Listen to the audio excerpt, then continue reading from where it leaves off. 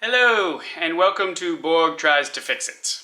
So today we're going to be working on the Triumph. You guys have seen this in the background on some of the videos, and I've never really talked about it. So today I'm gonna start with a walk around of the car, and then we're gonna have to tear into the engine because we're having issues with one of the valves, and it's causing the push rod to bend.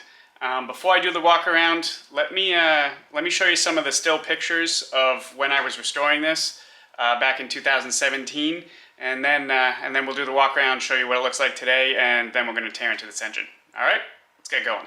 So we started out by ripping the interior out and cleaning everything up.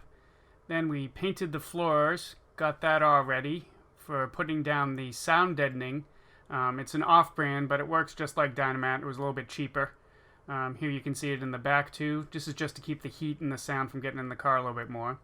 Then we redid the dash, put a whole new wooden dash in there. Came out really nice. We redid the front suspension with all new components, and we put new disc brakes on the front. That came out really well. And then in the back, we just redid the suspension and redid the drum brakes that were back there. To improve comfort, we took some seats out of a original Miata, tore off the covers and had some custom covers made for it. We put some speakers in the headrests to try and get better sound from the radio. Here's a picture of them right before they went in with the custom covers, and the last picture is just a comparison of the Miata seat to the original seat in the Triumph. Now let's do a walk around of the car. Alright, so here's the car as it sits today.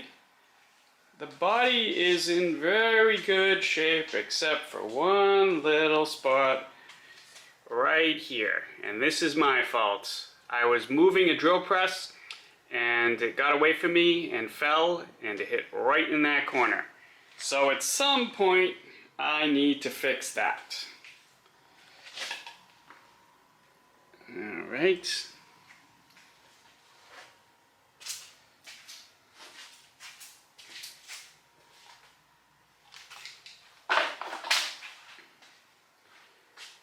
Inside, almost completely stock.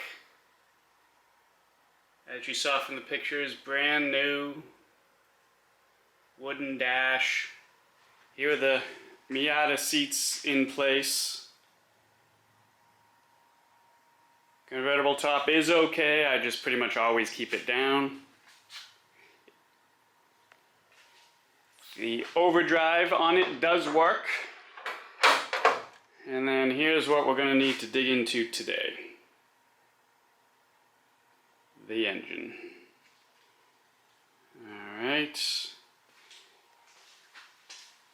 Now, for anybody who didn't see my last episode when I talked about it, what we have going on is this push rod here keeps bending. So, we need to get the head off and see what the heck's going on. So, there's a lot that needs to come off. Water pump, the intake, carburetors. We're just going to take it from there. So, I'm going to set the camera up and get going taking stuff apart. So let's do this.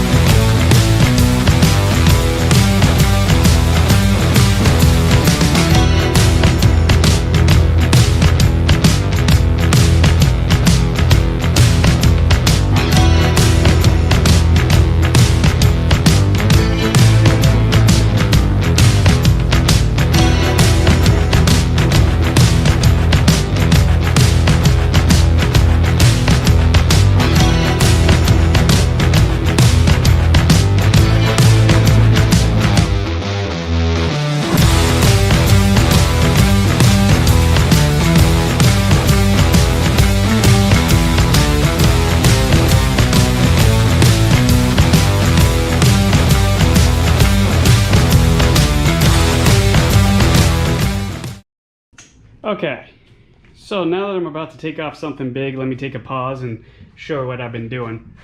So you saw me take off the air cleaner here. I've been disconnecting the hoses for the coolant, which runs through the intake. Some of these, you know, vacuum lines I've been taking off, and then I took off the nuts holding on the intake, and the lower side, it doesn't use nuts, it uses these, I don't even know what to call them, but they're studs, and the studs came out with them. I'll show you kind of after I take this off how these work. And anyway, so you'll see me taking off the carburetors and the intake now. Okay, so like I said, these went right here and the intake was here, so it pushes against these corners of the exhaust manifold and the lower corners of the intake manifold. Yeah, only the British. Anyway, let me tell you a little bit. I forgot to even mention this. This is a 2.5 liter inline six engine. They don't get much more simple than this. The only difficult part are these. Also known as the bane of my existence, Stromberg carburetors. Maybe if we're lucky in the future, we'll be switching those out with something different, also known as Weber carburetors, but that's a project for a different time. Right now, I just want to get this running because one of my joys is driving this thing around. So anyway, the next stuff that's going to come off, I'm going to undo the exhaust manifold. We got a couple of hoses. We'll have to drain the antifreeze and take the alternator and the water pump off. And then that should be everything that's hooked to the head. Then we'll take off the rocker bar, undo the head bolts, pull the whole thing off. Sounds easy, right? Sure.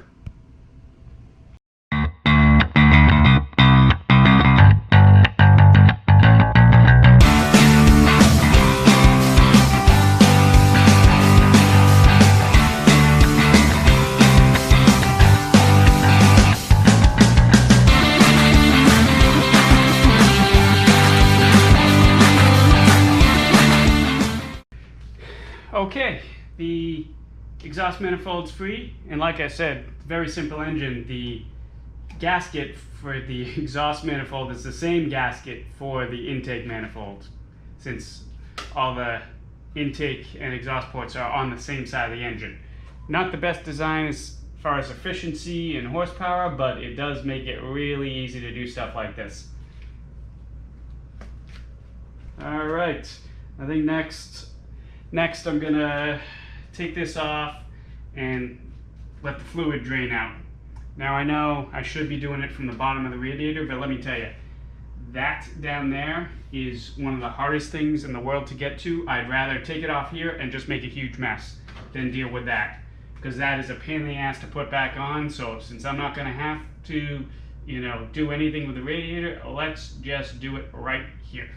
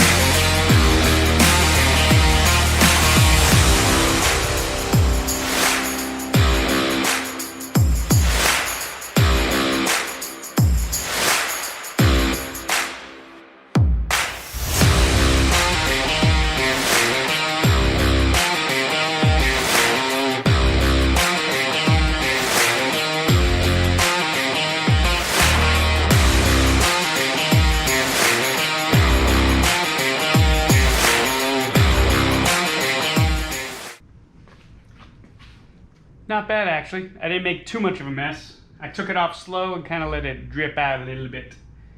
So that's done. Now I guess we'll start working on the water pump. Actually, alternator first to loosen up this belt. Then I can get the belt off and then we can play with the water pump.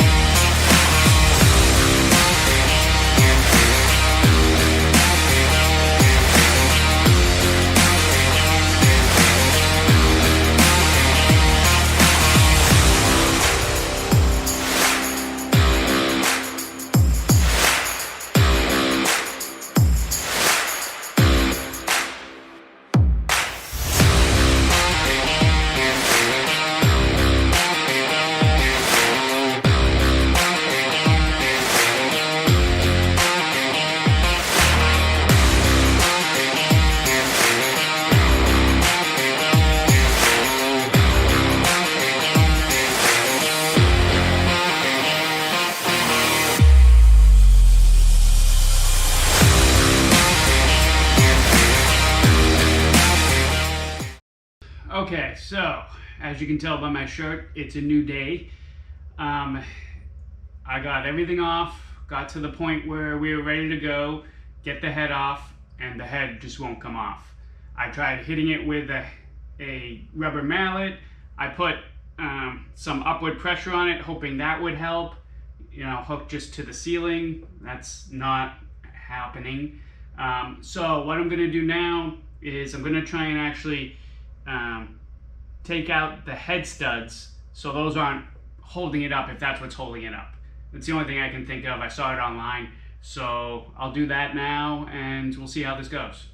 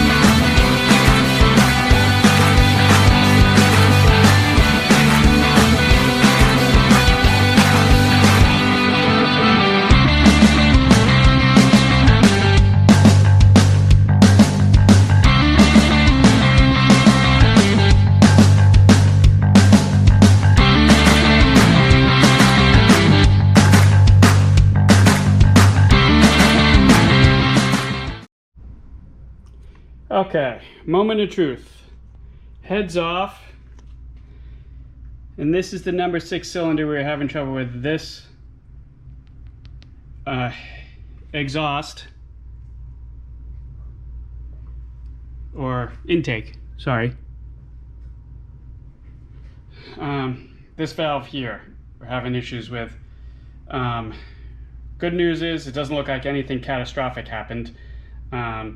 I'm gonna have to take the spring off, and I'm guessing, like we talked about, this is probably just a little bent and doesn't ride very well. So let me get that spring off the top, and let's check this valve out.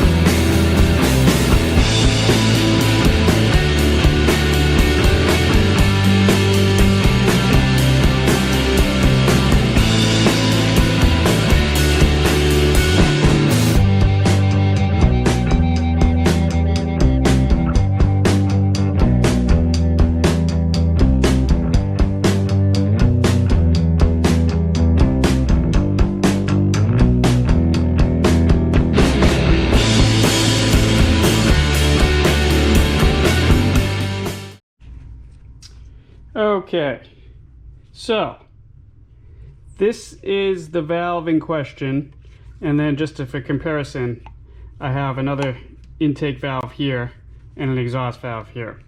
So this has some resistance to moving. This has very little. This has very little. Now, when I take this out, it doesn't look like it's bent or anything, but it could be just a small bend, or it could be the valve guide in here. So I think what I'm gonna do is, if I can get the parts, I'm gonna order a new valve and valve guide for this valve, and then what I'll do is I'll take everything apart while it's out, clean it, get some of this buildup off, maybe lap the valves a little bit, and then we'll put it back on. The engine looks good. Cylinder walls are good. I've just got some oil down in there so they don't rust while sitting here. Even if they do a little bit, it's not the end of the world. I'll just clean them up a little bit. But overall, I don't think, we're not at the level that we need an engine rebuild or anything like that. Just a little bit of sprucing up. Maybe replace that valve, and we'll see how it goes.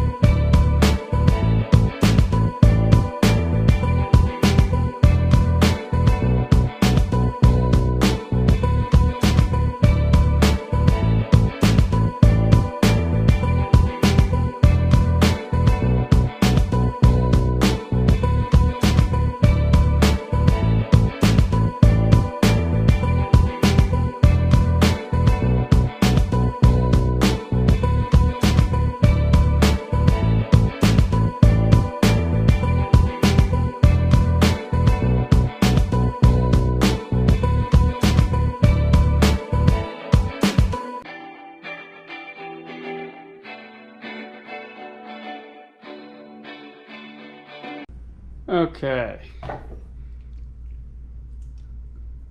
The exhaust valves look pretty good. Well, the chambers. Intakes are all built up.